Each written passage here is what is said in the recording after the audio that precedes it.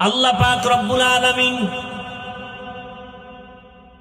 একটা ছোট বটফল থেকে যদি এত বিশাল বড় গাছ বের করতে পারেন, একটা মুক্তার দানা থেকে 20 কোটি বর্গ মাইলে পানি আনতে পারেননি, এ ক্ষমতা আল্লাহর আসেনি। আল্লাহ তাআলা বলেন, কুদরতে পানির উপরে আল্লাহ নজর দিলেন, পানির মধ্যে তরঙ্গ আর ঢেউ, ঢেউয়ে ঢেউয়ে বাড়ি লাগতে লাগতে ফেনা জন্ম হলো। ফেনাগুলো আস্তে আস্তে আস্তে আস্তে গাঢ় হয়ে গেল। গাঢ় হওয়া মাত্র মাটির চামড়ার মতো আবরণ পড়ে গেল। এবার মাটির জমিন শুরু, পৃথিবী নামক স্থানের মধ্যখানে।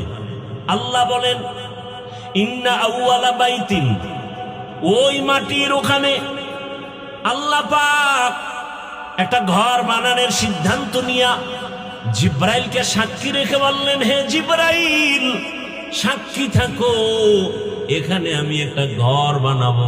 এখনো কিন্তু পৃথিবী হয় নাই। ফেরেশতাদের সাথে একটা পরামর্শ হইছে, ফেরেশতারা, আমি একদল জাতি পাঠাবো জমিনের মধ্যে, ওই জাতি হবে সৃষ্টির শ্রেষ্ঠ।